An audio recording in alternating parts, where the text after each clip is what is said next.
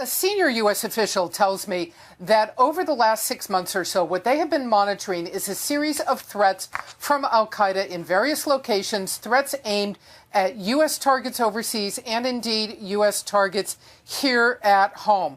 One of the big concerns is a man named Abdullah al-Shami. He is part of Al-Qaeda core, the old Al-Qaeda based in Pakistan. This was supposed to be the Al-Qaeda on the run. Al-Shami, believe it or not, Wolf, they believe he was actually born in America, American-born, went to the Middle East as a very small child with his family, and now is essentially the head of Al-Qaeda's external planning operations in Pakistan. He is a guy they believe is planning, trying to put operatives in place, just part of this overall effort. They do not think yet he has been successful.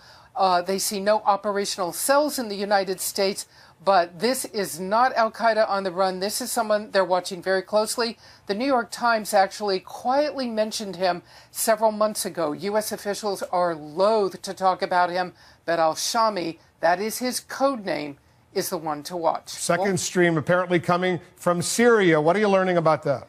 Wolf, another man, a guy named Al-Jani, also coming, it is believed, from Pakistan into Syria. Last week, he was very quietly sanctioned by the Treasury Department. They believe he is a key Al-Qaeda senior operative now in Syria, also at the core of a Syrian-based effort, planning external attacks against U.S. and Western targets. Syria now a hotbed, basically open territory for Al-Qaeda to operate. There are training camps. They are bringing fighters in.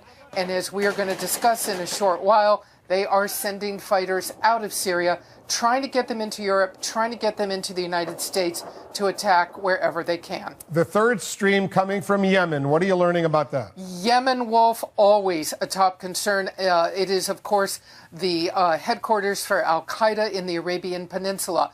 Remember, we reported several days ago the U.S. Embassy in Sana'a had closed to any outside services. It is still closed. It is going to remain closed for weeks. This is one of the biggest indications of the growing threat from Al-Qaeda in Yemen. The concern that they are very capable of trying to attack the U.S. Embassy in Yemen, capable of trying to attack inside the United States. Let's circle back and tie this all up, Wolf. The concern here is in each of these locations, Al-Qaeda operatives are threatening and making efforts to try and put operatives into place to attack U.S. targets in Europe, U.S. targets at home. U.S. official tells me there's no evidence of operational cells yet, but they are watching and tracking every one of these as they emerge.